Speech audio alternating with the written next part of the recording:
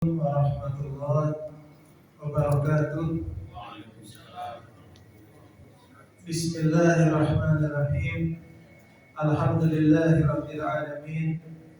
Wassalatu wassalamu ala Rasulillah wa ala alihi wa sahbihi wa man tabi'ahum bi ihsanin ila yaumiddin. Amma ba'd. Ma'asyiral muslimin rahimani wa rahimakumullah. Kita bersyukur kepada Allah Subhanahu wa taala pada malam hari ini di bulan Rajab 1440 Hijriah, 47 Hijriah, kita masih diberikan nikmat yang besar oleh Allah Subhanahu wa taala. Nikmat iman, nikmat Islam, dan juga nikmat bisa beribadah, berjihad, berjuang di jalan Allah Subhanahu wa taala. Ini adalah nikmat yang besar yang Allah berikan kepada kita. Tidak semua orang di dunia ini, di zaman kita ini, yang bisa memanfaatkan waktunya dengan baik. Jangan sampai kita diganti oleh Allah dengan kaum yang lain, yang mereka beriman, mereka beramal saleh. Sebagaimana Allah katakan dalam surat Muhammad ayat ke-38, Allah katakan, wa in tatawallaw, kalau kalian berpaling dari Allah, dari peringatan Allah, berpaling dari ibadah kepada Allah, yastabdil qauman ghairakum, Allah akan mengganti kaum selain kalian. Ya. Summa la yakunu amsalakum, yang kaum ini tidak seperti kalian. Kalau orang-orang sudah berpaling dari Allah Subhanahu wa taala, orang-orang sudah berpaling dari Rasulullah sallallahu alaihi wasallam, dari sunnah Rasulullah sallallahu alaihi wasallam, orang-orang sudah berpaling dari Al-Qur'an. Ya. Maka kata Allah, yastabdil qauman ghairakum. Bisa jadi Allah akan mengganti seperti di kaum-kaum sebelum kaum Nabi Muhammad sallallahu alaihi wasallam. Allah binasakan, Allah hancurkan mereka, dan Allah ganti dengan kaum yang baru. Seperti di zaman Nabi Nuh alaihissalam, Allah datangkan banjir di seluruh dunia. Itu apa? Itu upaya Allah untuk mengganti suatu kaum yang zalim, suatu kaum yang tidak beribadah kepada Allah, Allah ganti dengan kaum yang lain. Seperti dalam surat Muhammad ayat ke-38 ini. Ya, jangan sampai kita di zaman kita hidup ini kita diganti oleh Allah dengan kaum yang lain. Karena kita berpaling dari Allah, berpaling dari ibadah, berpaling dari majelis ilmu. Ini ancaman Allah kepada manusia. Kemudian, ma'asyiral muslimin rahimani wa rahimakumullah, Allah berfirman dalam surat Al-Maidah ayat ke-54. Allah katakan, ya ayyuhalladzina amanu, wahai orang-orang yang beriman, man yartaddu minkum an dinihi, barang siapa yang murtad, dia keluar dari agama Islam, fasawfa ya'tillah, maka Allah akan datangkan suatu kaum, biqaumin, dengan suatu kaum, yuhibbuhum, yang mereka kaum itu cinta kepada Allah, wa yuhibbuna, dan mereka dan Allah cinta kepada mereka. Ya. Jadi kalau misalkan seluruh dunia ini mereka kafir, mereka murtad, keluar dari agama Islam, apakah Allah rugi? Allah tidak rugi. Allah tidak akan rugi dengan yang seperti itu. Yang rugi adalah manusia. Karena apa? Fasawfa ya'tillah biqaumin, Allah akan ganti dengan suatu kaum yuhibbuhum, yang mereka mencintai Allah atau yang Allah mencintai mereka, wa yuhibbuna, dan mereka mencintai Allah Subhanahu wa taala. Ya. Jadi Allah itu tidak rugi. Kita manusia yang rugi. Manusia yang rugi karena mereka meninggalkan, berpaling dari Allah Subhanahu wa taala. Mereka yang rugi. Begitupun kita tidak akan rugi Kalau orang tidak mengikuti nasihat kita, tidak mengikuti apa yang kita sampaikan dari Al-Quran dan Sunnah, apakah kita rugi? Tidak, kita tidak rugi.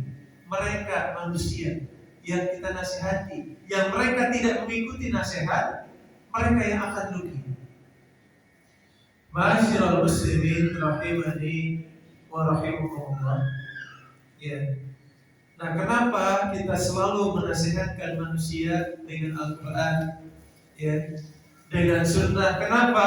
Disebutkan oleh Allah dalam surat Ali Imran ayat ke-138. Allah katakan, "Hada bayanul linnas." Al-Quran ini penjelasan untuk manusia, wa hudan, dan juga petunjuk, wa mau'izah, dan juga nasihat, lil muttaqin, untuk orang-orang yang bertakwa.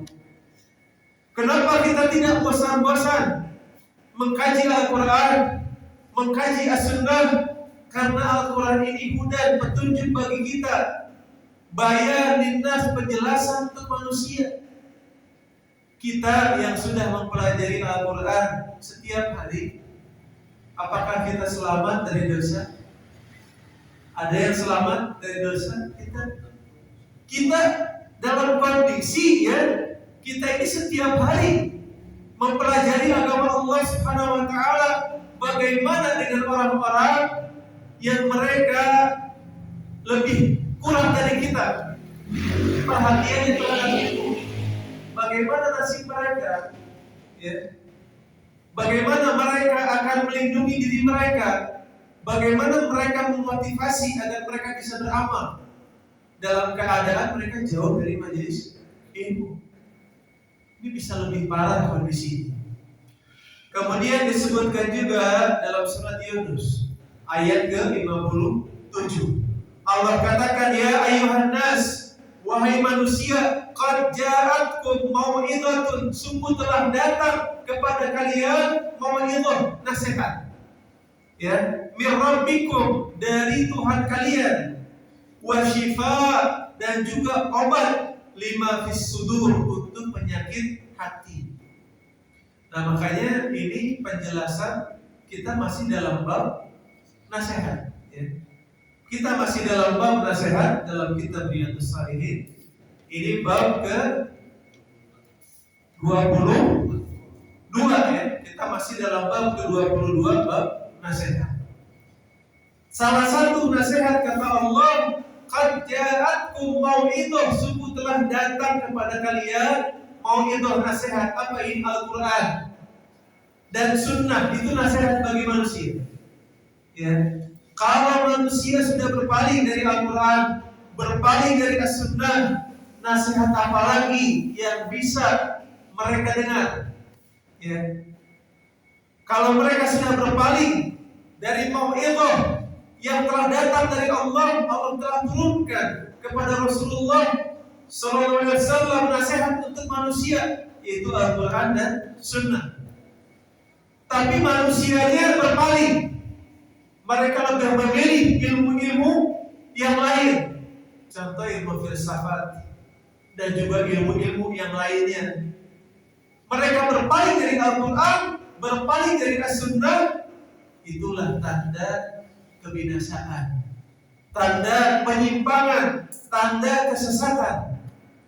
Padahal kata Allah, qad ja'atkum mau'izah, telah datang Al-Quran. Kalau Al-Quran hanya disimpan di rumah, ya, tidak dipelajari, bagaimana bisa menjadi mau'izah? Bagaimana bisa menjadi nasihat Al-Quran? Bagaimana bisa menjadi hudan, petunjuk? Kalau Al-Quran hanya disimpan, sekedar dibaca saja, tidak dipahami maknanya, tidak dipahami tafsirnya, tidak diamalkan, tidak dipahami cara pengamalannya, bagaimana Al-Quran bisa menjadi mau'izah, nasihat? Bagaimana Al-Quran bisa menjadi hudan, petunjuk? Bagaimana Al-Quran bisa menjadi bayan linnas, penjelasan untuk manusia? Kalau kondisinya seperti itu. Di zaman sekarang kita perhatikan, orang-orang mayoritas hanya sebatas membaca Al-Quran. hanya sebatas dibaca saja. Bukan berarti tidak ada pahalanya, ada pahalanya. Tapi ada tingkatan yang berikutnya, yaitu memahami apa yang dibaca. Karena ketika Nabi diperintahkan oleh malaikat Jibril, "Iqra ya Muhammad," baca wahai Muhammad. Nabi mengatakan, "Ma ana biqari," aku tidak bisa membaca. "Iqra ya Muhammad," baca wahai Muhammad. "Ma ana biqari," aku tidak bisa membaca. "Iqra ya Muhammad," baca wahai Muhammad. "Iqra bismi rabbikal ladzi khalaq," bacalah dengan menyebut nama Allah yang telah menciptakan. Rasulullah diperintahkan membaca. Ya. Dan di zaman sekarang sudah membaca Quran, ya, membaca Al-Quran sudah kurang, membacanya pun tidak banyak, sedikit, ditambah tidak memahami isi Al-Quran, makna Al-Quran.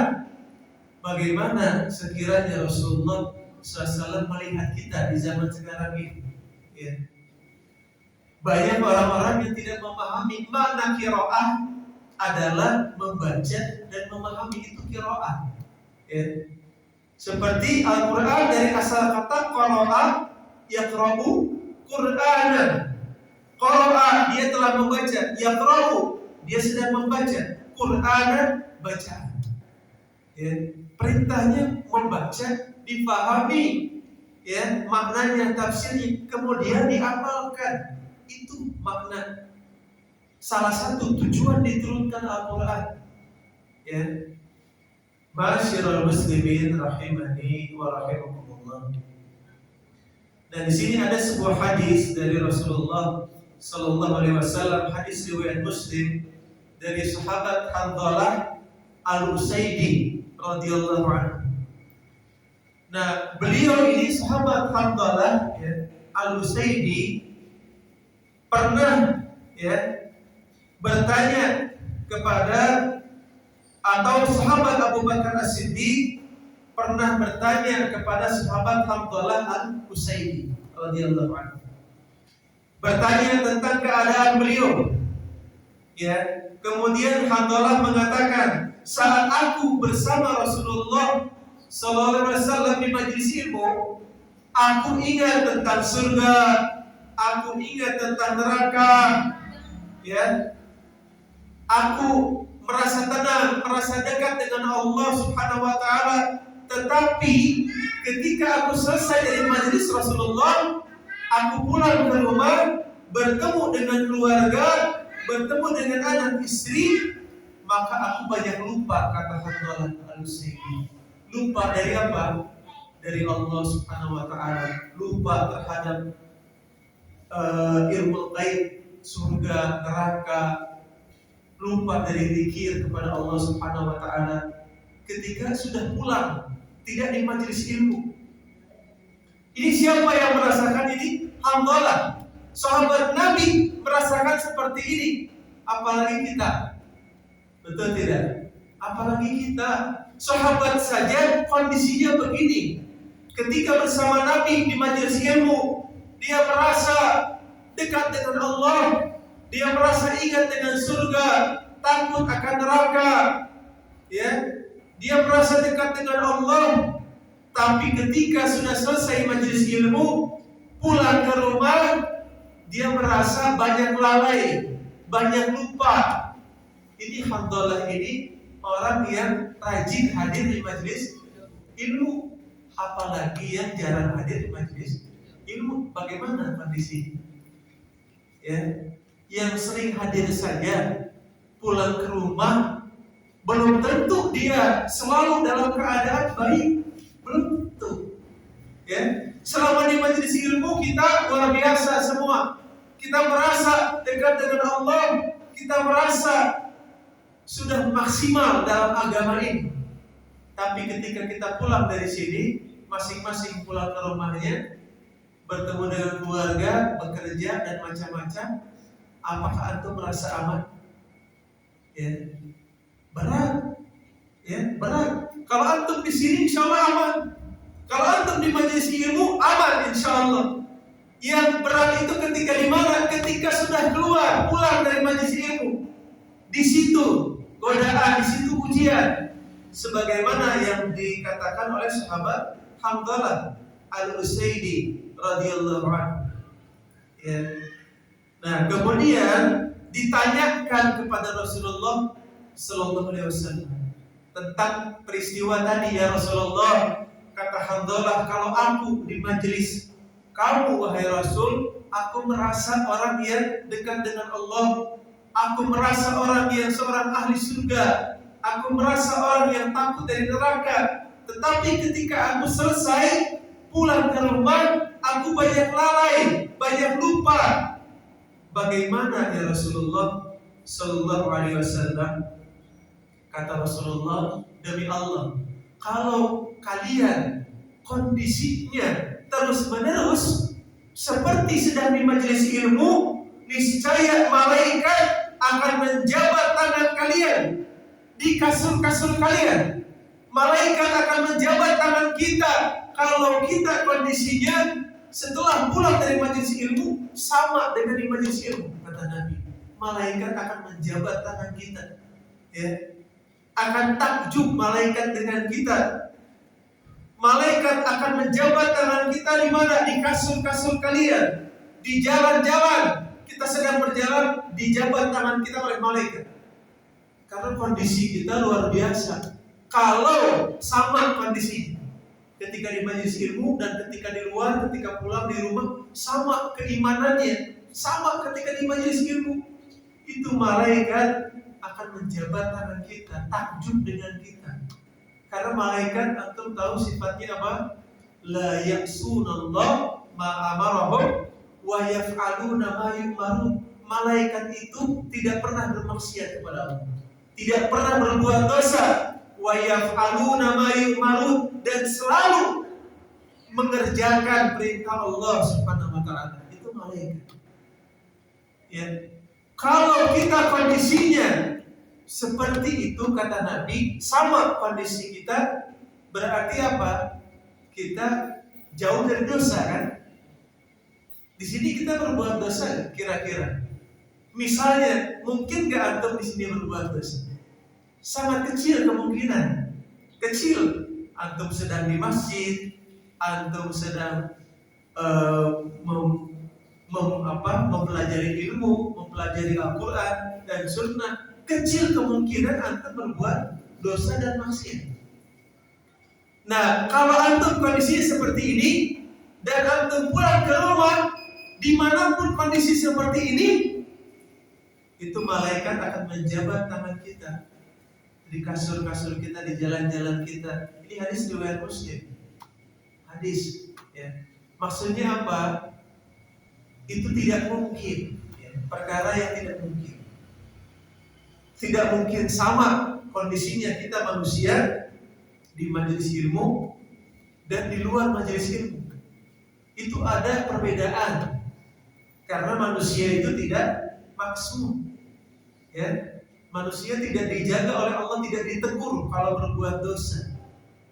Ya. Ma'asyiral muslimin rahimani wa rahimakumullah. Nah, di sini ya, kembali lagi dalam bab nasihat. Di sini ada dua hadis yang sudah kita baca, ya, pada pertemuan sebelumnya. Ya, kita sudah baca hadisnya, yaitu hadis nomor 2 dan nomor 3. Ya, kita sudah baca yang nomor 2, an Jarir bin Abdullah, dari sahabat Jarir bin Abdullah, qala bay'atu Rasulullah sallallahu alaihi wasallam ala iqamis salat. Aku telah berbaiat, sumpah setia kepada Rasulullah untuk menegakkan salat, wa ita'iz zakat, dan untuk mengeluarkan zakat, wa nushi likulli muslim, dan untuk menasehati, memberikan nasihat kepada setiap muslim. Ini hadis riwayat Bukhari dan Muslim. Ya, ini hadis yang kedua. Hadis yang ketiga, an Anas bin Malik, dari sahabat Anas bin Malik radhiyallahu anhu. An Nabi sallallahu alaihi wasallam qala la yu'minu ahadukum hatta yuhibba li akhihi ma yuhibbu li nafsihi. Tidak sempurna keimanan seseorang sampai dia mencintai saudaranya sebagaimana dia mencintai dirinya sendiri. Ini muttafaqun alaih. Hadis riwayat Bukhari dan Muslim.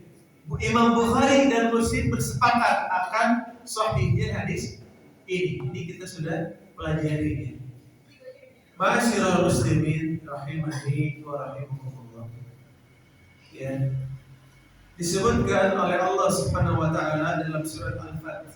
Ya, sebelum sesi pertanyaan, karena tadi dari antum ada yang meminta sesi pertanyaan ya. Ya, nanti sebelum sesi pertanyaan ini kita akan sedikit membahas ya, tentang apa yang disebutkan oleh Allah Subhanahu wa taala dalam surat Al-Fat ayat ke-10. Ya. Allah katakan innal ladzina yubayyi'unaka. Ini terkait baiat. Tadi dalam hadis disebutkan Jarir ya bin Abdullah membaiat kan, aku berbaiat kepada Nabi. Baiat itu apa? Sumpah setia. Apakah ini untuk Jarir saja? Tidak, ini umum maknanya, termasuk kita sebagai umat Nabi, kita berbaiat kepada Nabi. Ini untuk apa? Iqamis salat, untuk menegakkan salat. Kita bersumpah setia kepada Nabi. Sama, ini hukumnya umum. Tidak hanya kepada sahabat Jarir bin Abdullah saja, tapi kita semua sebagai umat Rasulullah SAW kita berbaiat atas apa? Iqamis salat, menegakkan salat. Kemudian apa? Wa ita'iz zakat, mengeluarkan zakat. Kita berbaiat juga kepada Nabi. Wa nusli likulli muslim. Dan kita juga berbaiat atas nasihat untuk setiap muslim. Tentang baiat ini disebutkan oleh Allah dalam surat Al-Fat ayat 10.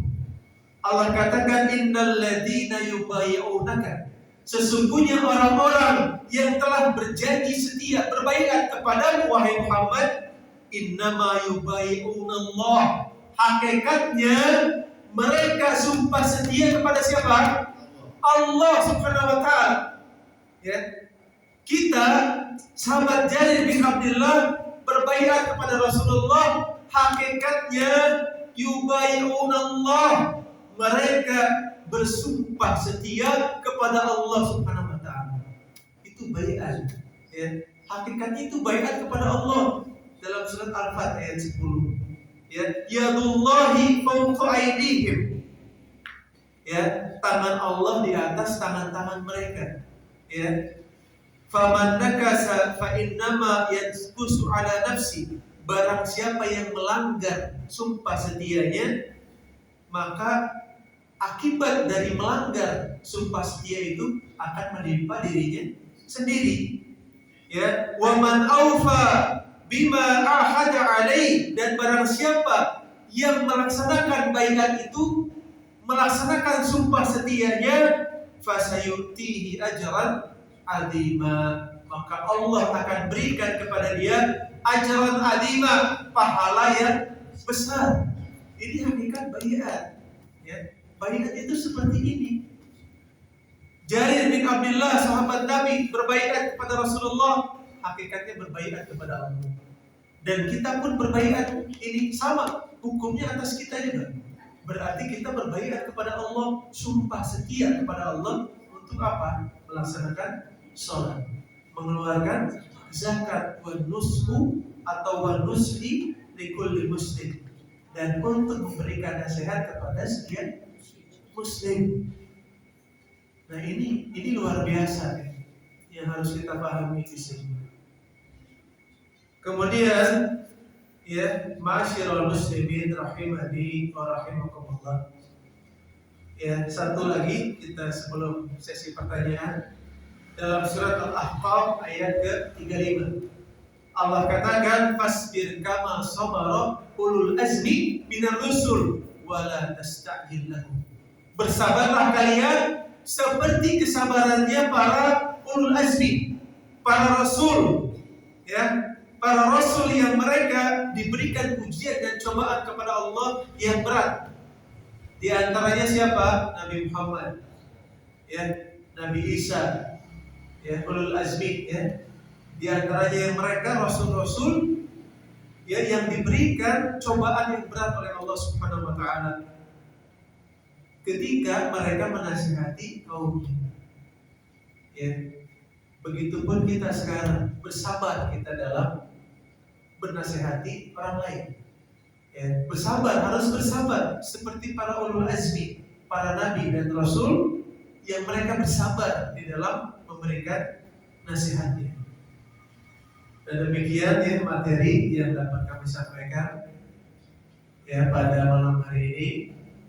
Ya, semoga Allah Subhanahu wa taala memberikan manfaat yang besar dari materi ini, dan kita sekarang buka sesi pertanyaan.